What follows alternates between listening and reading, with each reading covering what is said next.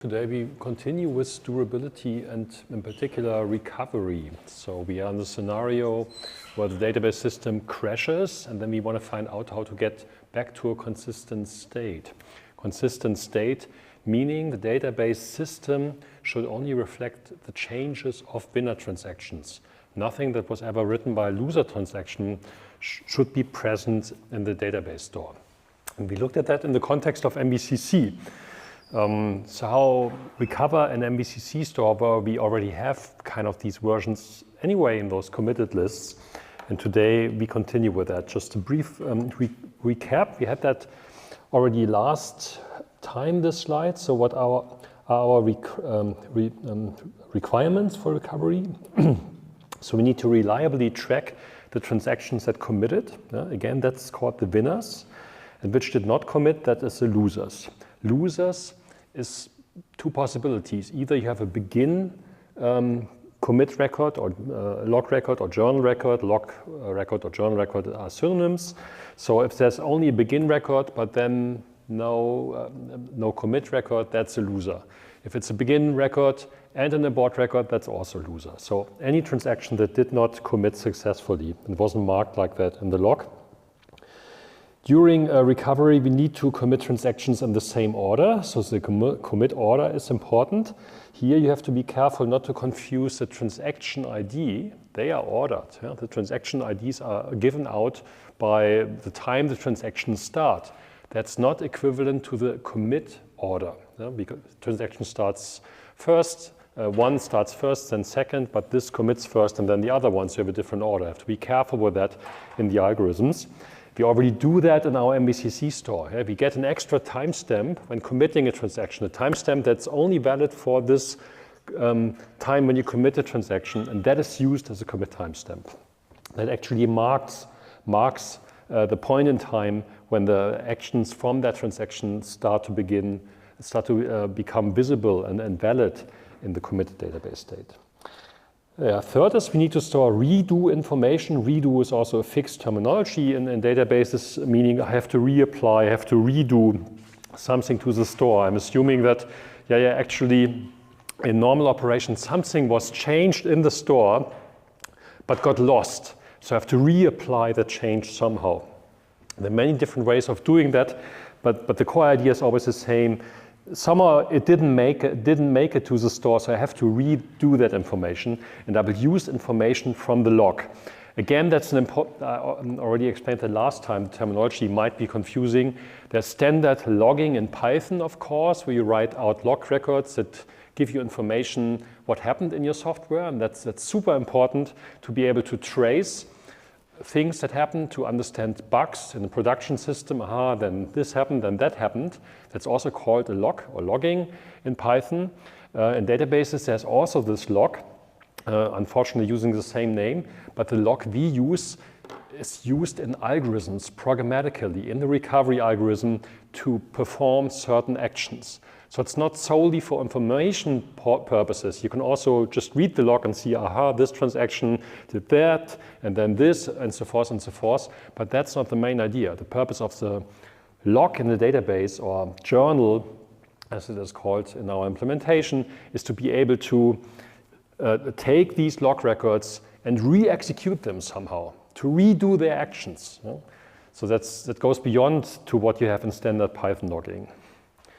Yeah, and to be on the safe side, we use this write-ahead logging protocol that's standard in database recovery protocols and avoids many problems. There are situations when you use certain optimizations where you don't have to do that. I don't want to go into detail in this lecture.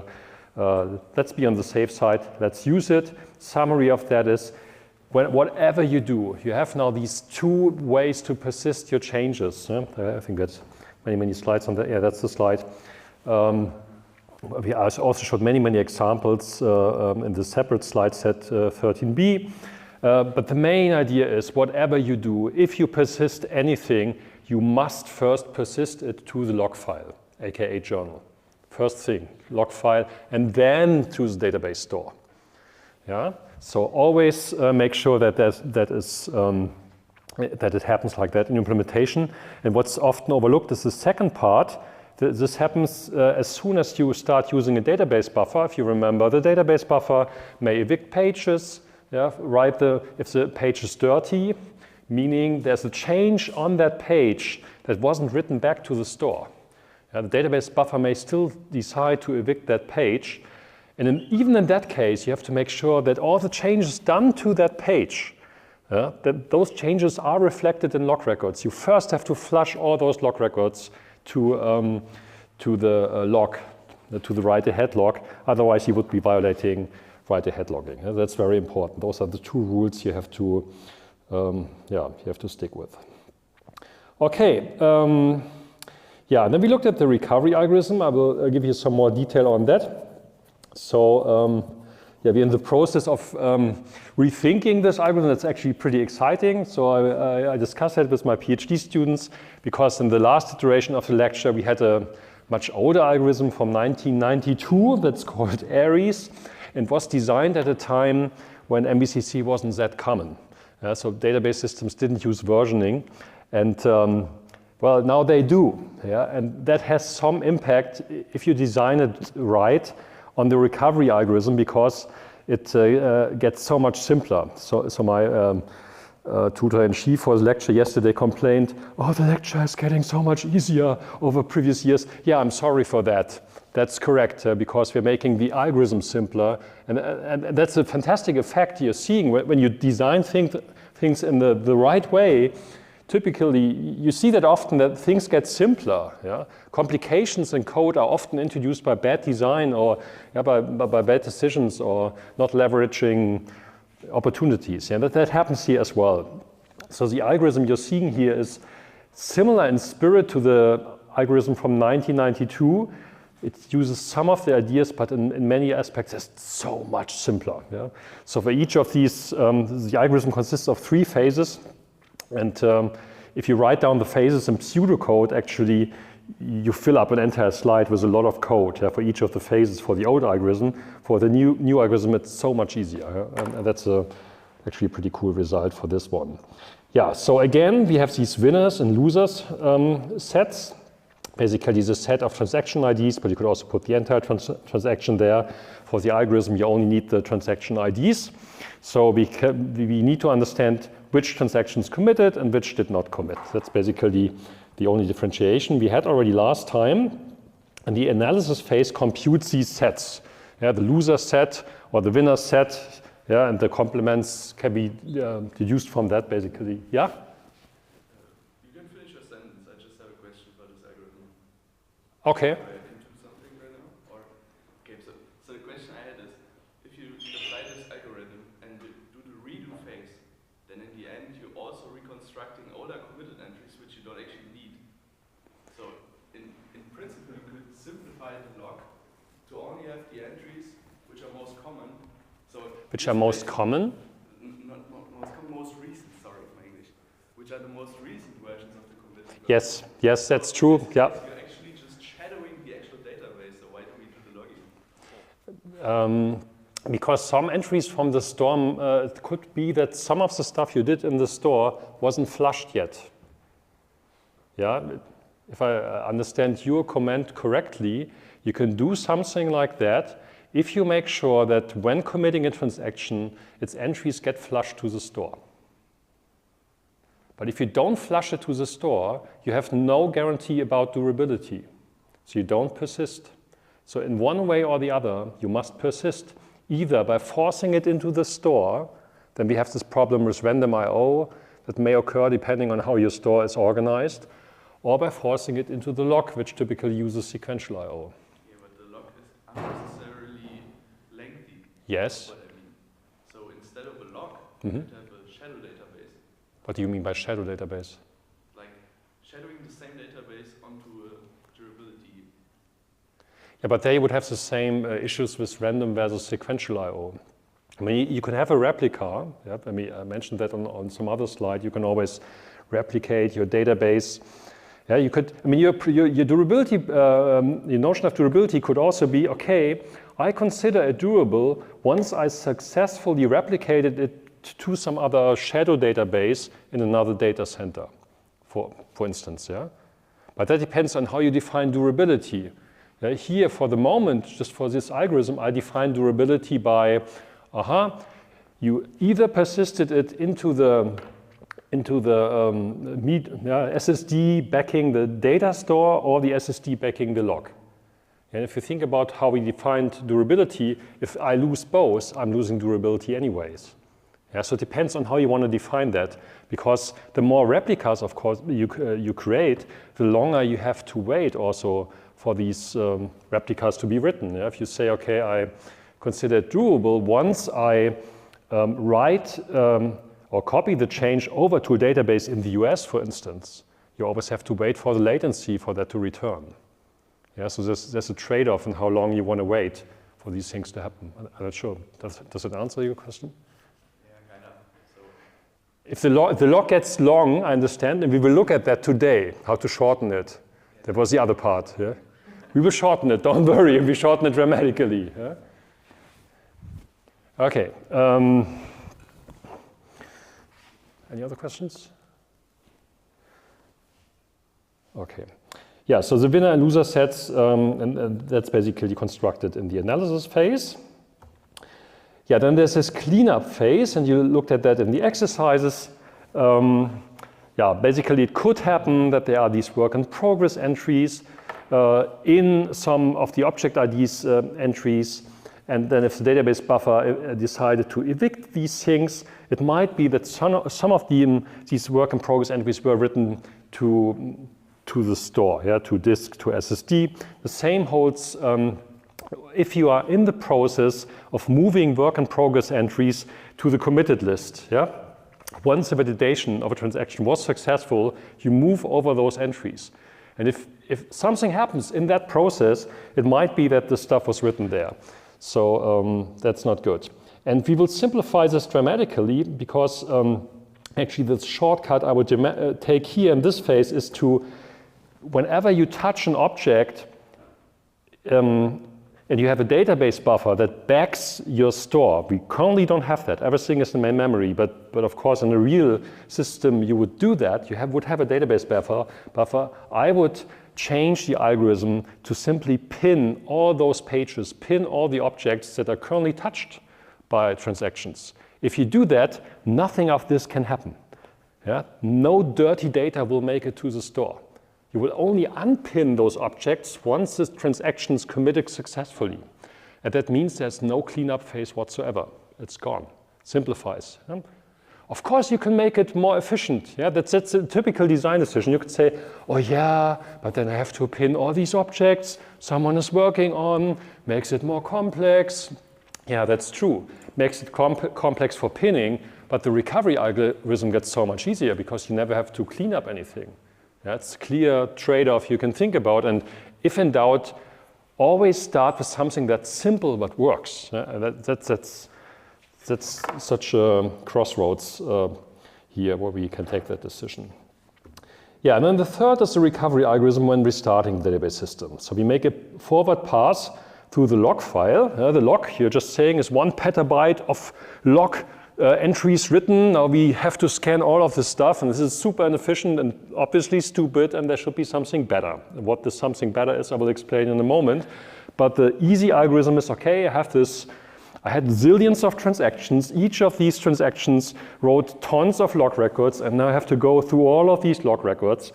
And then basically what I do is, for each commit log record found belonging to winners, I have to check whether the changes in that log record are already present in the undo store. If not, I reapply those changes to the data store. Just as a footnote, in the old 92 method Aries, we didn't do this thing. In Aries, actually, if you ever check out recovery algorithms in older databases like Postgres, I'm not sure how Oracle is doing it these days, but they used to do it like that. What they do is different. They redo each and every change, no matter what, no matter whether it's from a winner or loser's transaction. Yeah. How do we check whether the change? How do we do step one? How do we do? How do we check whether the changes are running in the data store? Like if there was, for example, there.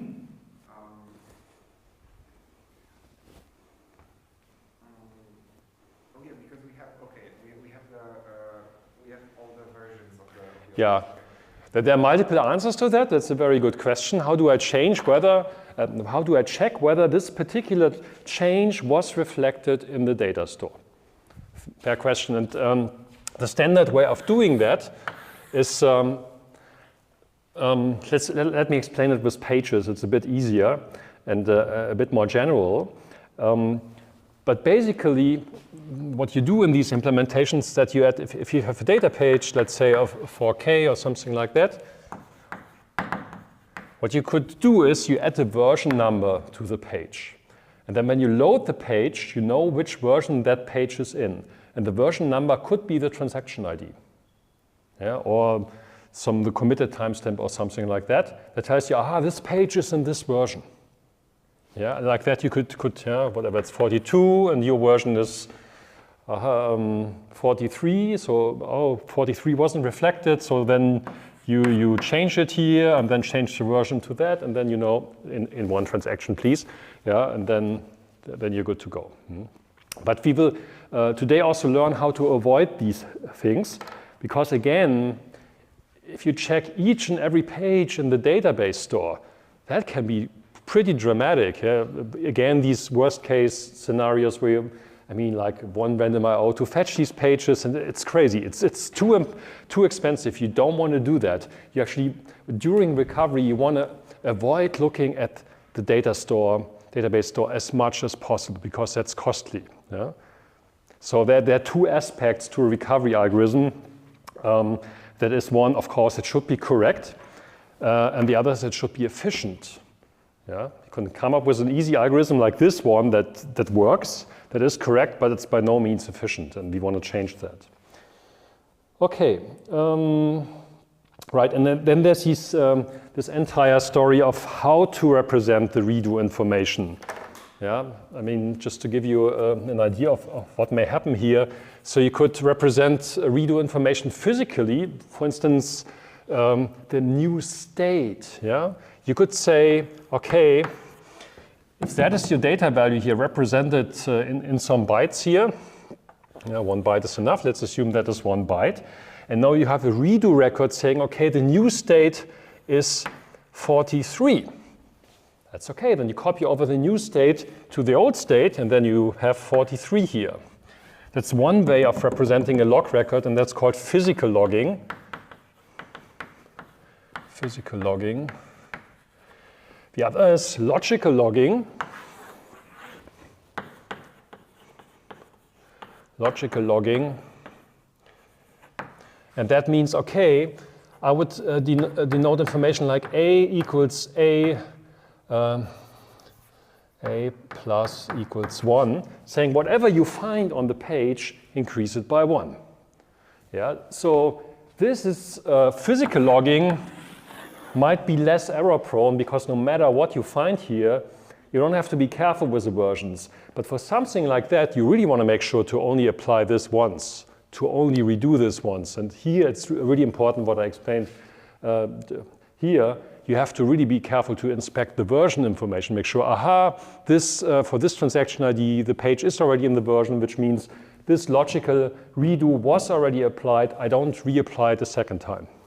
Yeah, if you get that wrong, you ruin the consistency of your system. Yeah? So that's another thing you can discuss in these recovery algorithms, and then it boils down, okay, what is more efficient to represent? Maybe the logical log might be more space efficient to represent in the log. Sometimes the physical log entry is more space efficient. Depends. Yeah? If the logical log can be represented like for every record you find, increase the value in column A by 1. Yeah, that's easy to represent. But if you represent all the state changes that are done by that, that might be a lot of bytes and might be way more space. So that's the trade-off, how to represent these log records. Okay. Yeah, so that's what we had so far. I added some bit more detail and answered some of your questions. And then again, there's no undo phase as found in Aries. That's also sometimes why in the context of MVCC, when you do logging, you actually just do a redo log. In this 92 method, Aries, it's this redo and undo. It's redoing some of the changes, actually all of the changes, and then undoing all the changes done by loser transactions, because these methods assume that the database store contains changes of losers, of transactions that never committed. And of course, they must be removed. Otherwise, you would violate atomicity and atomicity, basically. Okay. Yeah, and another way, if you think about what we do in our store, it's something like that. So here's an attempt to visualizing that. So we have the simulation phase in MVCC, and we have these transactions. You have 4 transactions, and each of these things here,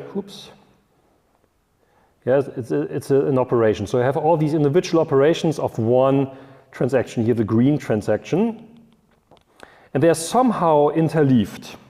While running in the store, you somehow interleave these actions. They're sent to our MVCC store.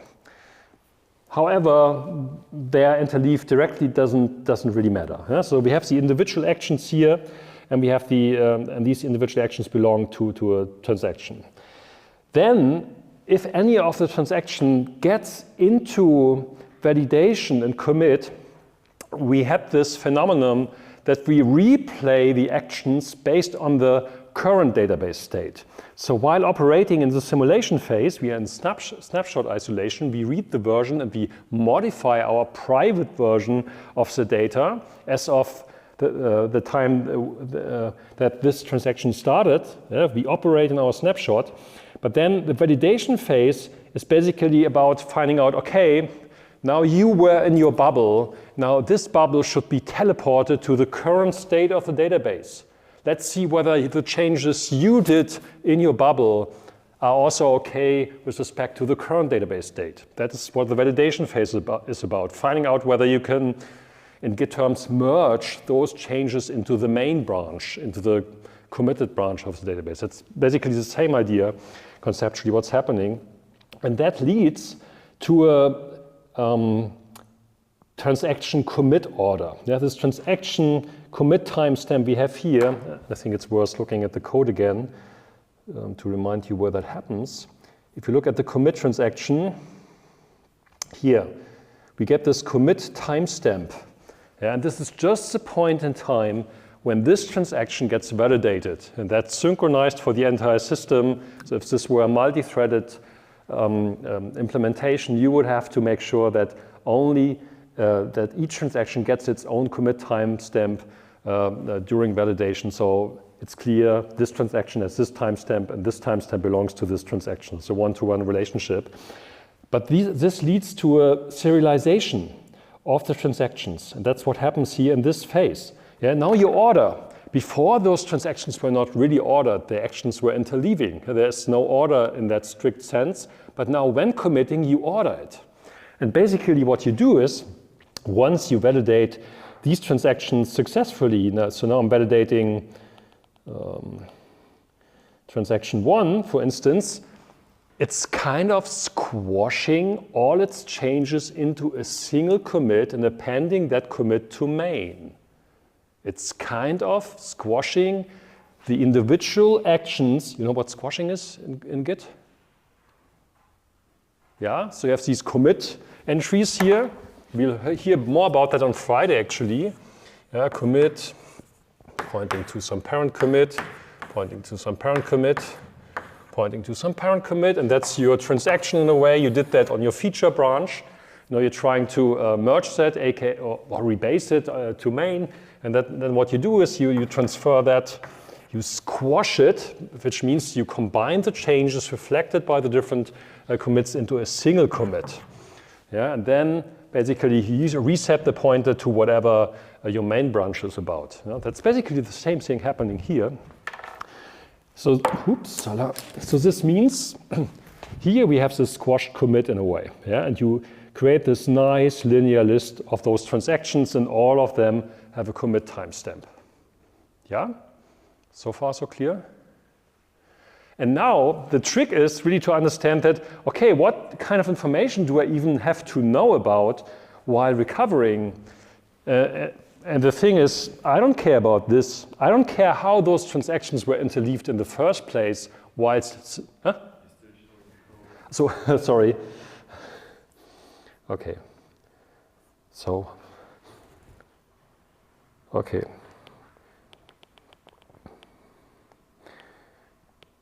So basically here, so that's what I think that I showed already here. So you have the individual actions, individual commits, like on the blackboard, and now they're squashed into a single commit. You can interpret that as a single commit. You can interpret that as a chain of commits that are appended to the main branch of the database. Yeah? And the trick is now to understand for recovery, I really don't care what happened during the simulation phase. Who cares about that? For recovering my database state, the only thing I need to know is that this order, that's a commit timestamp order. That's not the order of the transaction IDs.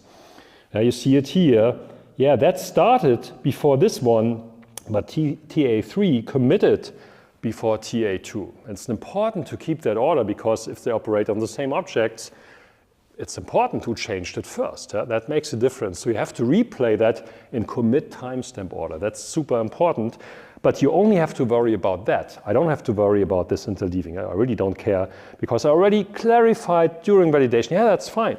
How this stuff was interleaved is fine. I'm replaying these things in validation anyway, and then I squash it, commit it, and that's fine. Yeah? So once I validated successfully, it's good. I can forget this information here, how this stuff was interleaved. Yeah. So and now we look at this problem. I added these slides to the slide set, durability. Something that's called fuzzy checkpointing. Fuzzy meaning that there are 2 points in the log you will mark. You will see that in a moment. But so the problem is you have a growing log file. So for every committed transaction, we append a lot of data to the log file.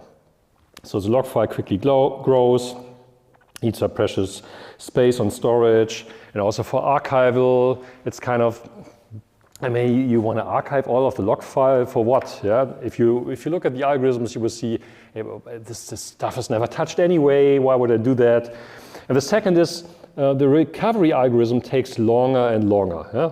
Because these phases assume, some of the phases assume that they read the log file from the beginning to the end, and that incurs a lot of I/O, and you don't want to do that. So you want to have fast recovery. And the solution is called fuzzy checkpointing. So you create the core idea here is to create entry points into the log file. Entry point meaning you don't start from the beginning of the log file, but you start somewhere relatively late towards the end, towards the tail of the log file, and still obtain the same information as if you started from the beginning of the log file. That's the idea. And then you materialize some of the metadata required for recovery in the log file. Yeah, so I mean, if the recovery is just about computing certain information like winner and loser sets and stuff like that, maybe you can do something about that. And the main effects will be that the recovery algorithm doesn't have to read the entire log file, and we can prune, aka shorten the log file. That's a fixed term, pruning a log file, which means we remove a certain part of the head of the log and just keep the tail, just the tail that we find as, yeah, that may still be useful. That's something we need to touch still. Even though we use checkpointing, we use fuzzy checkpointing, there's still parts of the log we need during recovering the database. But everything before that point, we don't care because we know it's already reflected in the log in a different form. So let's first look at what kind of information do the 3 recovery phases need. So there are 3 phases. If you look at Aries, there's also an explanatory video I did on Aries a long time ago. If you want to, not sure whether you want to look at that because it might confuse you, but if you do and invest the time, you will see the similarities to what I'm explaining today and what was done back then. So many of the things I'm explaining here are inspired by that, but simplified and adjusted for MBCC, for our MBCC implementation. So there are 3 phases: analysis, cleanup, and redo. In Aries, it would be analysis, redo, and undo. We just have analysis, cleanup, and redo. So analysis computes a set of losers. So we could write the set of losers also to the checkpoint. Yeah? So if the point of the analysis is just to compute the losers, why not regularly write the current set of losers to the log? Yeah? I mean, why do I have to reconstruct all of this? Like I could just, every hour I write my current loser set to the log. Yeah? Maybe then I can do something with it. The second is the cleanup phase. So this could also be reduced to the write set touched by the losers. Yeah, if you go back to the, what does the cleanup phase do? So if losers touched an object ID and created a work in progress entity which made it to disk, you want to remove that from the data store. Yeah? And the other is actually not only the write set by losers, but also by winners that may not. Okay. So something like that. So all of that would actually be write sets from losers in the sense that the second condition occurs for a transaction that was validated successfully. You were in the beginning of moving stuff over to the committed list, but then the transaction crashed and wasn't marked as committed in the log. By definition, that's a loser. Yeah, so all of these transactions are losers. Yeah? And you could look at the write sets, in other words, the object IDs touched by these things, and then remove this and say, okay, I don't have to look at each and every existing object ID anymore. I only have to clean up the things that were touched by losers. Yeah, that's a much smaller set rather than looking at all of the object IDs. So that's what I was talking about here on this slide. That's basically what this is saying. So just the write set, which is a subset of all object IDs present in our store. Yeah, the third is the redo phase. So the list of object IDs that were modified by winners. So again, rather than looking at all object IDs and checking whether all actions or changes ever done by winners are reflected, I could say, yeah, no, if I know which object IDs I'm talking about, then that's a much smaller set. Just the stuff that has to be redone, that didn't make it to the store, that made it to the log, but maybe is not in the store. As it's a much smaller set. Okay. With that, I'm switching to another slide set here. And what I will use on the following is a losers table and a dirty object table. Again, if you have too much time to invest for this lecture, in Aries this would be called the transaction table. This is a transaction table, and this is a dirty page table. But I'm getting rid of page orientation here because it's not needed here. One issue with Aries is actually that it mixes up several abstraction layers. That's something I don't like, so I try to keep these layers apart, and that's why I'm explaining it like that. And I think it's makes it much clearer. Let's hope for the best. Okay, but here's the reference if you're interested. That was the initial paper. There are a couple of follow-up papers and improvements. But it's relatively easy, actually. Yeah? So we have two kinds of sets or tables, however you want to call that. As we're in databases, we call it tables, but basically it's a set. And the one set is this losers table. That is a set of transaction IDs that are considered losers. That's it. The second is a dirty object table. That is the object IDs that might have an issue, that maybe had a change by a committed transaction which did not make it to the store. Yeah. If we are still moving in the direction of modifying the law, basically the German/law, why do we want to have the losers table if we can just clean up the log to remove all the information related to The log is append only. Yeah, like if we don't want to have the log as an append only, if we allow modifications of the log Yes. in any way Yes. we want to, then instead of having another table of losers table that has information, which information from the log is useless, we could just have during this phase we could, for example, copy the log without every now and then we would do a copy of the log of without the users table and log to which record was it. Yeah, I've explained it in a moment. Maybe that gets too confusing now. How it's done, I will explain that in a moment. But you're saying, the first part of your question was saying, okay, what if I allow for persisting something to the log file that does not append only? So I could remove entries done by any loser transaction. Or basically, my idea how it would be implemented, we would basically during the phase which would happen, for example, once a day, we would copy the log, truncate from the head, we would truncate everything, which we'll probably do anyway, and then we will from the rest we would remove all the. Yeah, that's actually a much easier solution, and we are alluding to that in the implementation already. Because you see that, and also it's in the problem with the standard Aries method. When you look at whatever, let's say an update, update object.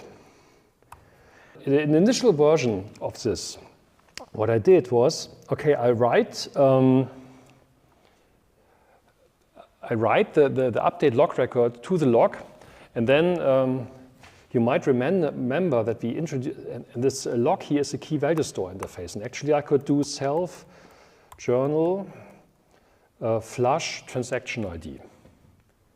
I had that initially, and then we thought, why the heck would I even do that? Because from the point of view of the consistent database state, the transaction never happened, it never committed. Why would I care in the log? Why would I do that? So we removed it from all of these changing entries.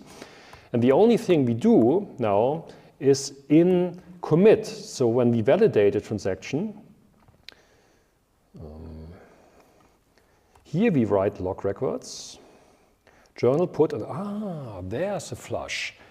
Yeah. So now if you guarantee that the log doesn't just out of boredom persists log entries even though I never flushed them, this yields to the effect that the log only contains committed transactions. Problem solved. Yeah, and it leads actually to more simplifications that overcome issues of the standard Aries method, but that's more something for a master thesis if you're interested. Yeah, but I don't see why you would put a loser transactions log record into the log anymore, not with MVCC. It doesn't make any sense. Maybe I'm missing something. Yeah, but here, so it's really like, here we flush, because here we made the decision, oh yeah, we commit, and now, okay, that, if we commit, then we have to flush it, and then it's marked as commit, and the log is the truth.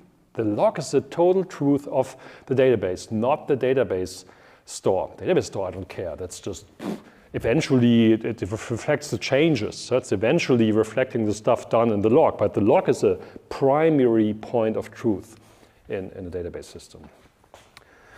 Okay, I was here. Right, so we have this losers table, we have the dirty object table. Yeah, and I was in the middle of explaining the dirty object table. So the dirty object table, the idea here is to track all object IDs and the earliest point in time when that object may have become dirty.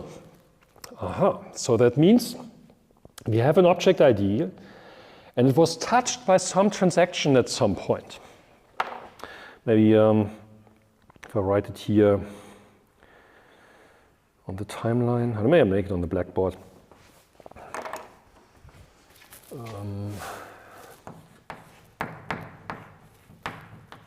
So we have our object ID 42, and it has the committed list, of all these versions.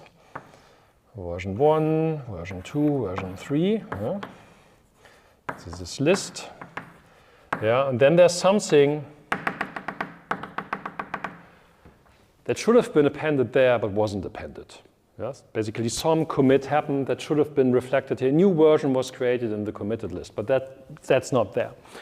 And the idea of this table is to track to track two different things, and that's why we have two attributes in this table. The first is the object IDs that may have a problem. That is a subset of all the object IDs. So I'm trying to reduce the set of object IDs I have to look at in the redo phase. So the table reflects, Houston, we have a problem and it's only about those object IDs. If it's a different object ID, we don't have to care about, which means we don't have to inspect whether changes were reflected for any other object ID.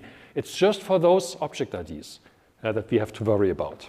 So if there's an object ID here, this means, okay, 42 may have a problem. But then there's a second part of the relation that is the earliest commit timestamp. Again, if you look back at commit timestamp, this was what I just showed here, this stuff. Yeah? So you have each of these commits here gets a timestamp in the database. We also looked at that in the code a moment ago. Yeah? Commit timestamp, commit timestamp, commit timestamp. Yeah, and that's what we're looking at now in here in this table. Come on, why don't you go into full mode? Okay, so this is the earliest point in time where the version on disk became different from the version in main memory. Yeah, the earliest point in time where you had a dirty object, so to say. Dirty object meaning, okay, you did some change, some transaction committed something, aka added a new version to this committed list, but somehow this change did not make it to the store. So you had a dirty version here in main memory, maybe in your database buffer. Yeah, so this was a main memory. And SSD was this, 42, whatever, let's call it A, B, C, and that was D, A, B, C. All right, okay. Yeah, so, and if it really happened like until this point in time, those versions were in sync. What you had in main memory was exactly the same version as the one you had in the store. But then at some point, a transaction was validated, successfully committed, moved over this entry here, but that entry was not written back to the store. Yeah, so at that point in time, this was, in standard database terminology, this would be called a dirty page. A page that has information that is different or newer to the one that is on disk. This is kind of a dirty object entry where there's something that's not reflected here. And what I'm trying to reflect in this dirty object table is this point in time. So that is the earliest commit timestamp. That is the oldest transaction that might have caused a problem for this specific object ID. So for object 42, I know, the earliest or the oldest transaction that might have led to a problem was 567. Possibly everything that came afterwards as well, but that's the first transaction, commit timestamp of a transaction I need to look at. Yeah? Yeah? So let's say we start with an entirely empty database and we insert stuff and we build this dirty object table and the logging, whatever. Mm-hmm. So shouldn't there always be some object in the dirty object table for which the earliest timestamp is 1? Or at which point do we remove entries from the dirty object table? Excellent question. Have an idea? No. No, I even have a slide on that. We previously did an exercise. But if you think about, you can if you think about what is the semantics. So maybe look at this one. I think here you can maybe get an idea when that may happen.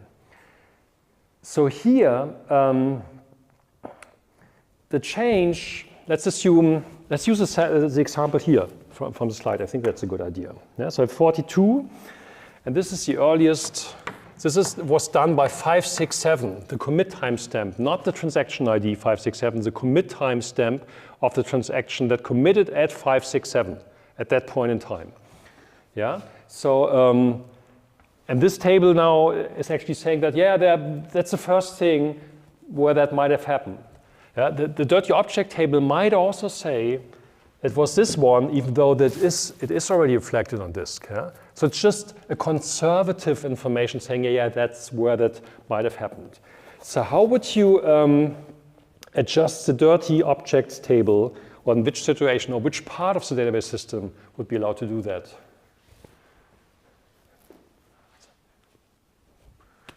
Yeah? So then maybe sometimes the SSD of the database says, okay, I have persisted all of this, you can remove everything that is older? Yeah, very good. It's not the SSD, but it's a database buffer. So there's a separate slide on that later on. But what you do in these systems for various reasons, I will explain that later on, is you don't want to allow the discrepancy between dirty objects, aka pages, to become too big over what you have on disk.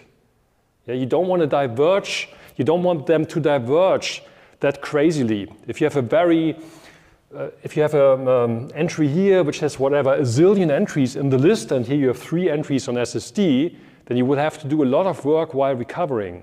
So to fix that, there's typically a background thread in the database system that writes back the changed objects, aka pages, regularly to disk, to SSD. Even though other things happen in the database system, but what may happen here is there's this background thread, not in SSD, but in the main memory / the database buffer is doing that. Database buffer. Yeah, and that will regularly write down stuff to disk. So it could write it down here and say, okay, I write down this D now. Under our assumption that this is only allowed if the page was unpinned. We don't do that if it's still pinned to avoid the problem with loser transactions. But once this is done, you can adjust this entry accordingly. Yeah? You can say, okay, well, this cannot be the problem anymore, the 567. Oops, why doesn't it write? This 567 is not the problem anymore. It's something later.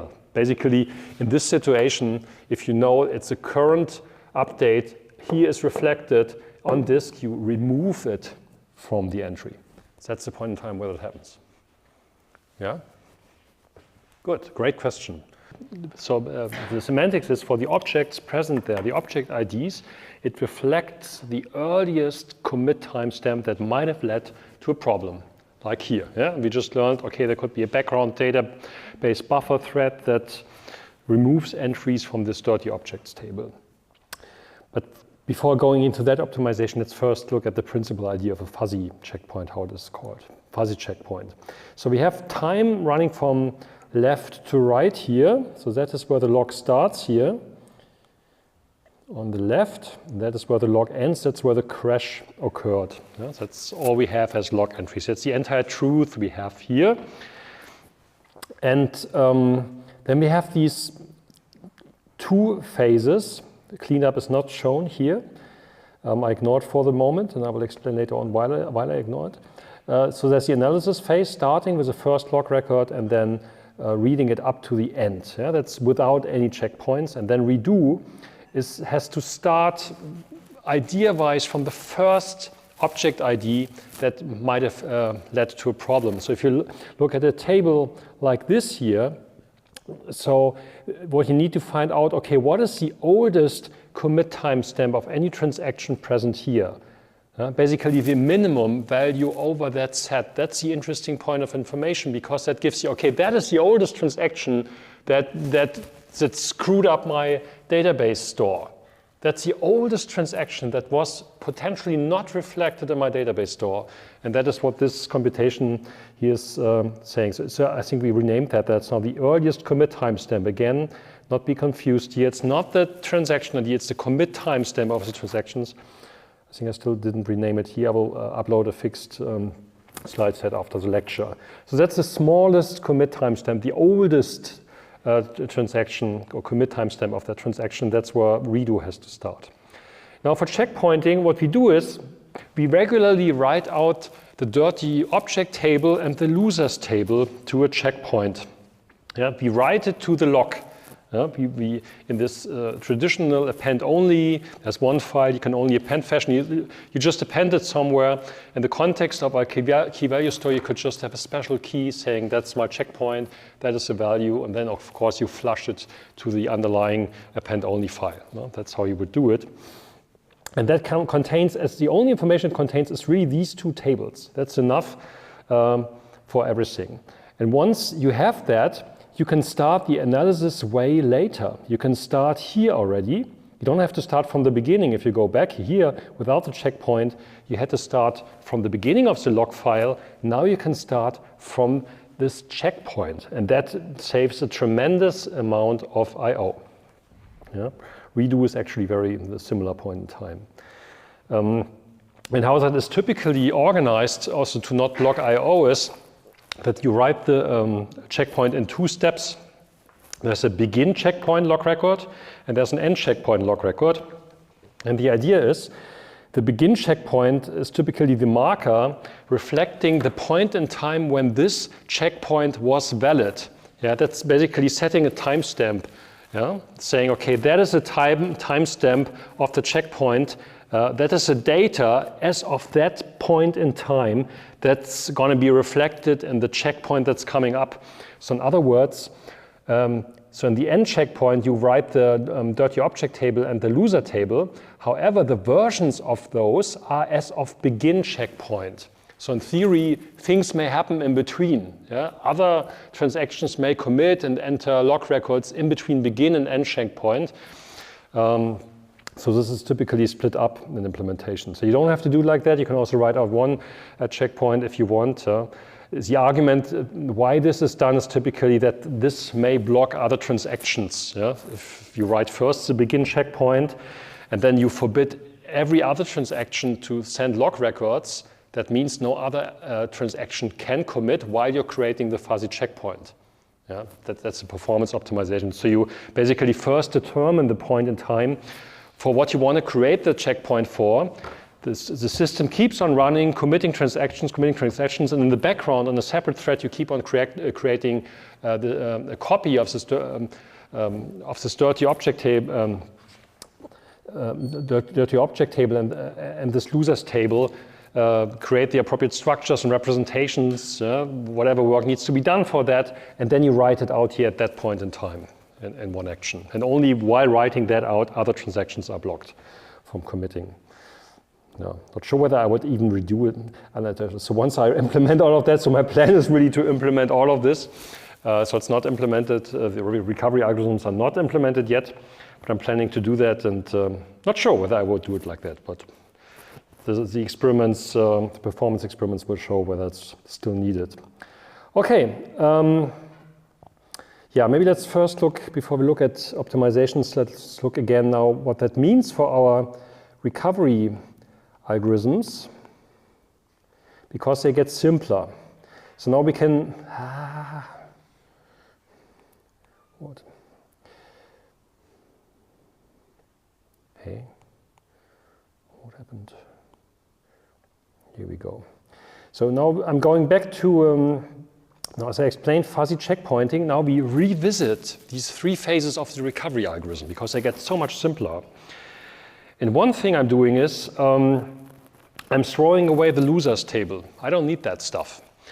This works as long as I make this change that I never evict data from not committed transactions to the database stores. I explained many times now. Yeah? So work in progress entries don't make it to the persisted store, and committed entries from transactions that don't have a commit log record yet don't make it to the store. It's impossible. I pin those pages, I pin those objects in main memory, and then I won't need this losers or winners information. So what I do is, in the analysis phase, I maintain the dirty object table. And that means I read forward from the corresponding begin checkpoint. So programmatically, you save in the log file as a separate second file, so to say. All of this is called stable storage. Was? I'm curious, because if we transition from operating on the objects to operating on the pages, then we could have transactions operating on an object that didn't have any with entry, but another object within this page has a with entry. Yes. And then we, in the page, yes. Yes. prevent. Excellent question. So, so you're saying we have a page. It's pretty big and there's entries from 42. There's a list in 43. Yeah, and then 42 pins it, which at the same time pins this one as well. Yeah? That's a design decision you can take like that. And it was taken in this old method, like it doesn't matter whether the page contains changes from committed or non-committed transactions, the page may be evicted at all times. At all times in Aries, you may evict those pages no matter whether you have winner or loser changes done. Yeah? And I would say that you should regard that in the year 1992. Yeah, so that's 33 years from now, when it was published a couple of years before they started doing this stuff. And the computers were a bit different back then, which much smaller memory, and all the algorithms were focusing so much more on memory efficiency. Yeah, so again, if I wanted to implement that, I would pay the price for that and forbid it, and say if any of those object IDs gets pinned, implicitly, of course, the entire page gets pinned. Yeah, I waste a lot of memory because I could evict this stuff. Yeah, so that's the price I'm paying, but I don't have to fiddle with this problem in the cleanup phase. The second thing I would worry about page sizes. In main memory is in operating systems, you can set page sizes to a certain degree, in Linux at least. Yeah, so you could use smaller pages for that. And only then, if I saw a problem in my performance experiments, I would think about method 3, 4, 5, 6, and 7. And if nothing of that works, I would resort to allowing for dirty data to be put to the store. Yeah? So that's also a story of how you see how design decisions change over time. I mean, that's the problem in many database systems, actually, that you make a design decision in your software having certain hardware in your mind. I mean, look at it like 10 years from now. Maybe this laptop doesn't, maybe there's an AI standing in front of you, not teaching, that's another thing, and you are all AIs, I don't know. But here the laptop maybe only has TPUs and no CPUs anymore. Yeah? It's all about neural networks. I don't know, that's a different hardware. But that of course shapes the kind of design decisions you will do in your system implicitly without making it transparent. And the same happened in area. I mean, they made it transparent, of course. They explicitly wrote, save main memory, tralala, and don't. Because you fill up the database buffer with stuff that could have been evicted, of course. Yeah. But it's a design decision, and it's informed by the time when that was done. And with today's main memories, I don't know. That wouldn't be my first concern. Yeah. Great question. Okay. Analysis phase with fuzzy checkpointing. So I just maintain this dirty object table. And how this works is, if you think about what we learned about here in the details of this checkpoint, yes, that's this weird split into begin and end checkpoint. So you have a place in stable storage telling you that is my latest checkpoint. That is the position of my latest checkpoint. So you can access the checkpoint directly in the log file. And then you access this end checkpoint that contains the dirty object table. You use that to initialize the main memory copy of that, but yet then you still have to start from the begin checkpoint because something may have happened in between. Yeah, as I said before, what you find in the end checkpoint reflects the dirty object table and the losers table as of this point in time.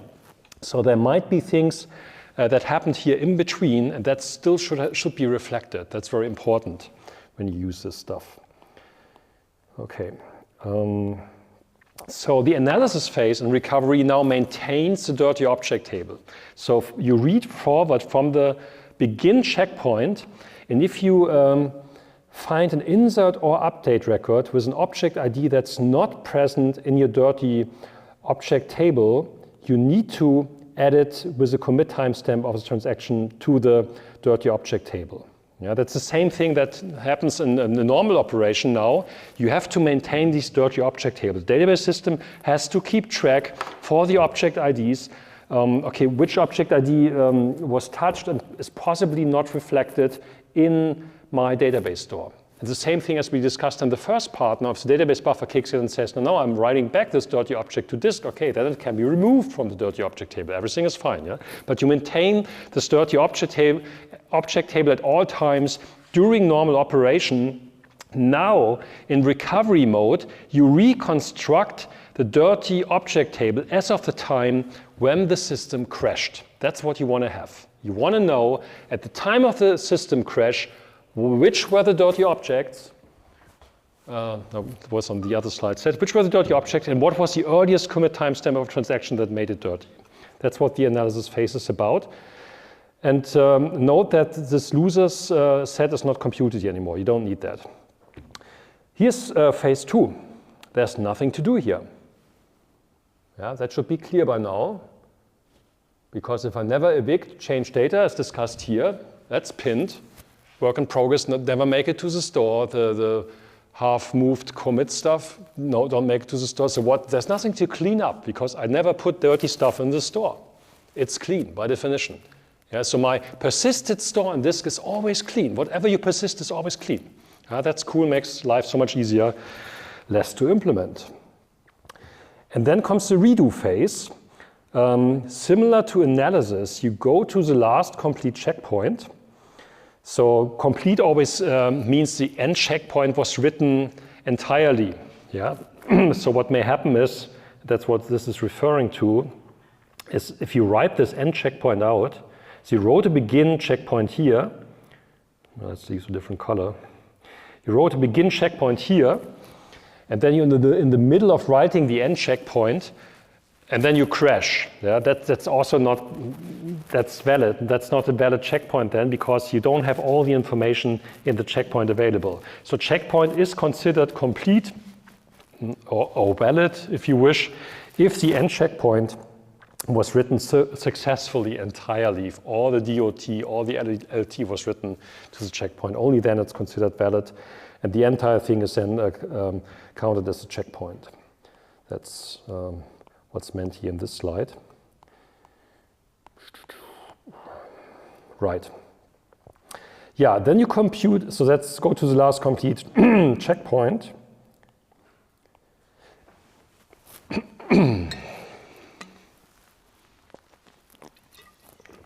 Then based on that, now you have the DOT, you can simply do this minimum. Yeah, you compute the minimum timestamp, the earliest transaction that might have caused any of the objects to become dirty, become problematic.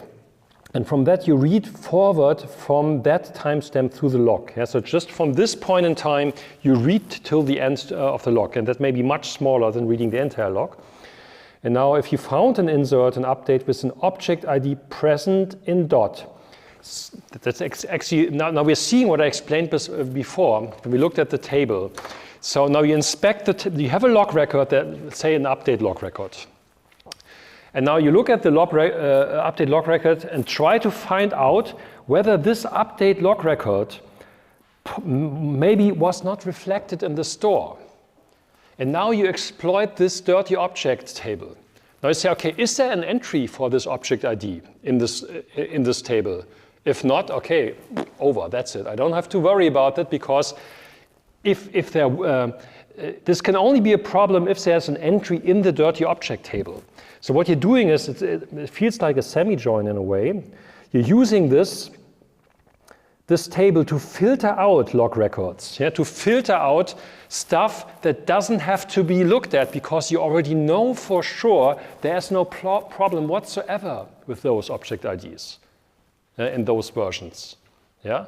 So if you don't do that, you always have to look at each and every object. For every log record you find in the log, you have to go to the store, load the object into main memory, check whether the version was applied, and that's insane. Yeah, for big databases, it's insane. You don't want to do that. So you want to restrict the set. You want to focus on the set of problems. So rather than looking at the entire thing here, yeah, of all the object IDs, ideally, you break that down to some smaller set. And that's a conservative estimate. Yeah, there may be situations where But you still have a superset kind of situation. Yeah? Maybe the things that lead to problems is again a subset of that. Yeah? But you want to bring it down as crazy as possible to save work to do. Yeah? Because if you look at each and every object ID and each and every tuple being touched, that recovery will take forever. Yeah? So that's the main idea here. And that's the algorithm you're seeing here. Yeah? So the algorithm just says, okay, now I'm exploiting that dirty object table. Yeah? That's the main trick here. So the first check is this one, saying, is there even an entry for this object ID in my dirty object table? No? Okay, I can ignore that. No problem. Nothing to see here, nothing to do here. I go on. Yeah? But then what may happen is, okay, there is an entry actually. Okay. Let's see. And then there's a second condition. The commit timestamp, let me make it different in color. So the second condition is this one, and the commit timestamp of the log entry. I overwrote this. Let's clean up. So the first is this one. So there's an object ID present in dot. And the second is commit timestamp of log entries TA ID younger than the entry in dot. So this means 42 is there, and the commit timestamp of the log entry happened afterwards. The commit happened afterwards of what is reflected in the dirty object table. Yeah? Another way of seeing that is again looking at the other slide here. When you look at the timelines again, where's my checkpointing? Here. Yeah. So basically, so I'm starting my redo now from this earliest commit timestamp of a transaction that might have caused a problem. So that's here. And now, whenever I inspect the log record, I'm just checking, okay, for this particular object ID, is this a log record that happened after the commit timestamp in the dirty object table? Yeah, that's younger, that possibly was not reflected yet. Yeah? If it was before, I'm sure I can completely ignore that because otherwise it would be reflected in the dirty object table. Yeah? So it's a cutoff a long time. So again, it's these two filtering properties you have here. Yeah, so as I explained before, so the first property you filter by object ID. Yeah, that's the first property here. You filter by object ID. Yeah, and then once the object ID is there, so I have that in the log record in my hand, 42, okay. But then you can still find out, okay, with respect to the timestamp, can it be that with regards to my log record, the changes in my log record weren't reflected in the store? Yeah, so you have two filtering opportunities, so to say, in that regard. Yeah? And that's what we're doing in the algorithm here. Those are these two conditions. Yeah? Because only if both apply, only if both are true, yeah, then you check the store whether we need to reapply. Yeah, then, okay, we have to load the page, aka object ID, in the store and check whether the changes I'm currently looking at in my log record were applied to the store or not. If they weren't applied, the version number could tell me that. We talked about that before in the first part when talking about physical and logical logging. So maybe there's a version number 15. Some are using a transaction timestamp domain. Then you could check, that was already applied. I don't have to do that. But when you look at the page and see, oh no, I still have to do that, then you apply it and change the version of the page or the object ID, and you're good to go. Yeah. That's basically how the algorithm works. And the major effect in performance is really that you only load pages for the stuff that you can't filter out with a dirty object table. Yeah, it's a much smaller set of pages or object IDs ideally, which saves a lot of work. Yeah, and once you're done, then you're back to normal operation. What happens with the loser transactions, by the way, at that point in time?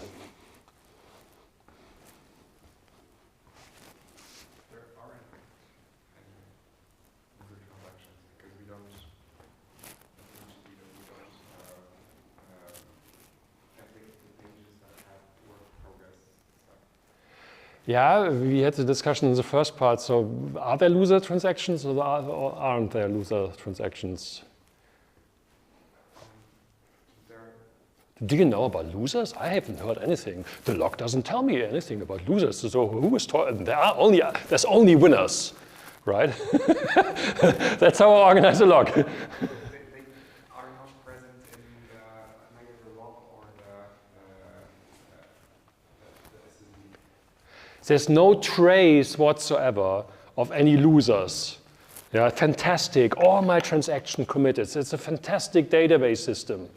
Yeah, there's no such thing as aborting a transaction. Wow, yeah. But from the point of view of the application, it's a different point of view, right? So the application may think differently. The application sent a couple of transactions and requests, yeah, and some of them didn't go through, yeah. So what happens with those?